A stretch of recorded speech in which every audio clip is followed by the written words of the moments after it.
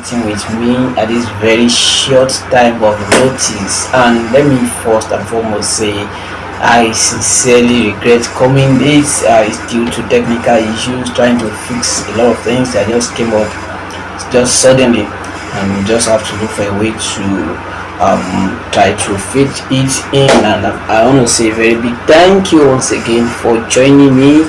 Thank you, and let me say happy World Sexual Purity Day to everyone out there, to all sexual puritans. I say happy World Sexual Purity Day to you, happy World Sexual Purity Day to everyone.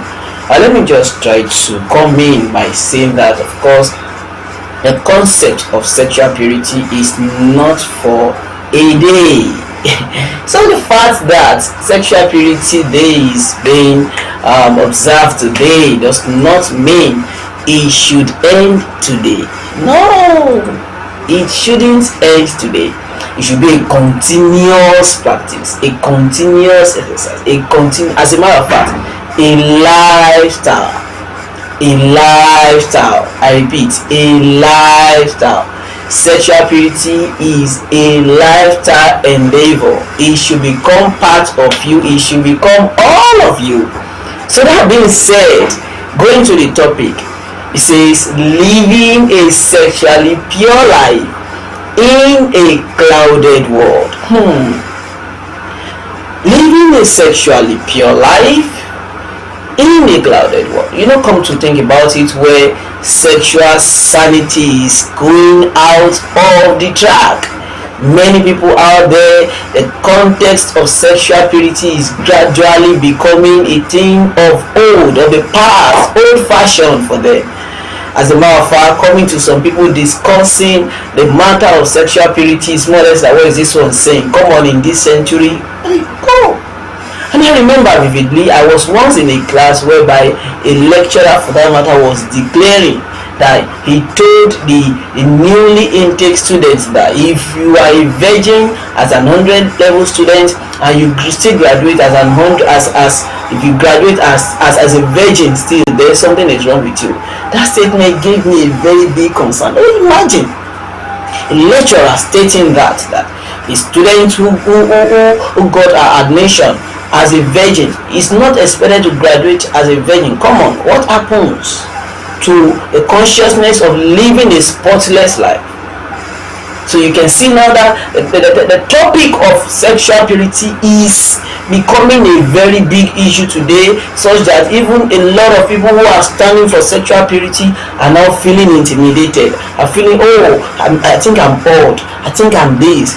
Several benefits, they are just getting deprived of it, because they feel the context of sexual purity should not be a table, it should not be a discourse. You see a relationship today, several issues are coming up in such a way that even the context of sexual purity, you don't bring it into that relationship. What happens? So I attended a program lately, and I got a line that gave me a big concern, and that is where I'm going to start this evening. It says, even if you are in Babylon, you must never forget to cultivate the culture of Zion. I repeat, the fact that you find yourself in Babylon, you must embrace and let it be in you. Just as the scripture says, let this man be in you, that you are from Zion. That shows the culture of Zion must remain in you. The practice of Zion must remain in you. The consciousness that is Zionite must remain in you.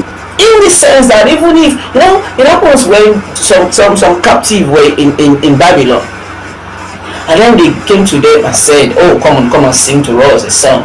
I said, how then shall we sing the Lord's song in a strange land? So having that consciousness that even if you find yourself in Babylon, you are a Zionite. That is the first thing to do, to live a sexually pure life in a sexually perverse world, in an environment where sexual purity is not becoming a topic. That is the consciousness you have, that you, although you find yourself in Babylon, you are a Zionite. You are from Zion. I want you to say to yourself, you are from Zion. I am from Zion. I operate with the consciousness of Zion. I operate from the realm of the standard and principles that govern us in Zion. Let that be your standard. Now, going to it. No, I actually have 3 things to talk about briefly, and I'm going to be as brief as possible to ensure that we just get the point and we move on. Now, living a sexually pure life in a clouded world. So I have what I call WWH. WWH. What is it? What is sexual purity? Why sexual purity? And how do if you have any question, please send it to the comment section, and definitely I'm going to attend to it as God is helping me. What is sexual purity? Of course, I remember some years ago a person told me that he actually assumed that sexual purity is a theory propounded by an organization, and others for that matter. And he told me, of course, in that year I started a series, and then I was posting it on my social media page, and he saw it, and then he came to my DM and said, what is actually sexual purity? What is it about? Oh, really? Yes. So let's come to that point whereby you stop seeing sexual purity as laid down rules, that okay, this is what you must do, this is what you must not do, this is what you must do. No, sexual purity should not be seen as a bunch of rules, but see yourself from the lens, from the perspective which God sees you. See yourself now from that perspective. And what is that perspective? I'll quickly go through the book of 1 Corinthians. Yes. Now, if I have to read from the book of 1 Corinthians chapter 6, starting from verse 8. Oh, it says something. If you have, don't you know who you are? Now, let me paraphrase before I read. I have to bring to your consciousness a summary, a paraphrased version of that particular verse. Don't you know who you are? Come on. You are not just anyhow person. As a matter of fact, you are a carrier of something. And that is when he now mentioned that you are God's temple. He says you are God's temple. So imagine a temple of God. Then he's telling you now that you, as a temple of God, you must maintain purity, you must maintain holiness, you must maintain chastity, because these are things that help you to remain who God sees you, or to remain the way God sees you. So when you read from 8 now to 20, it's not pointing out that, oh, this is who you are. So coming to that point now, we should come to a point whereby you see sexual purity. Like I said, what is sexual purity? See sexual purity now as see yourself the way God sees you, or the way He's seeing you, not as bunch of rules. So take note of that. Then, what is another thing to note about sexual purity? Now, sexual purity is also a display of honor. Come on, say honor. Sexual purity is a display of honor. Now, take note of this. Honor to 3 things. 3 major things. Now, I said sexual purity is a display of honor. Number 1, to yourself. Oh, come on, you matters. You first. So you feel like me, come on, me, who am I? I'm not. No, you are not nothing. Take note of that word. You are not nothing. You are not nothing. Say to yourself, I am not nothing. I want you to echo it in the comment section. You are not nothing. You are not nothing. I am not nothing. You are not nothing. So see yourself now as from the angle of displaying honor to yourself. And why do you matter? We have to go back to what 1 Corinthians says. Because you are God's temple, you are a carrier of God's presence.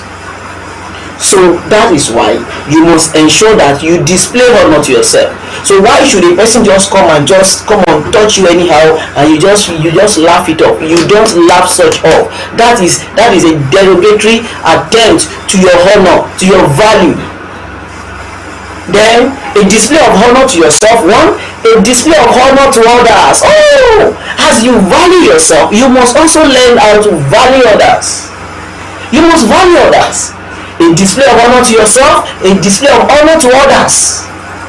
A display of honor to me, a display of honor to you. So if I value you, I will not do anything that will violate the sacredness of your body. If I value you, I will not do anything that will bring about any form of abuse when it comes to sexual matters to you. If I value you, I will ensure that I protect you, I defend you, and I do everything that will also ensure that I keep you safe. So a display of honor to yourself, a display of honor to others, then lastly, a display of honor to God. Oh, a display of honor to God. So when you engage in sexual sin, you are dishonoring God. When you engage in any form of sexual sin, is a display of saying, God, I no longer regard you, I can do as I like, I can do anything I want, and there's nothing you want to do about it. That is what you are telling God. When you engage in sexual sin, what you are telling yourself is that, who am I? I am nothing, I am just an object.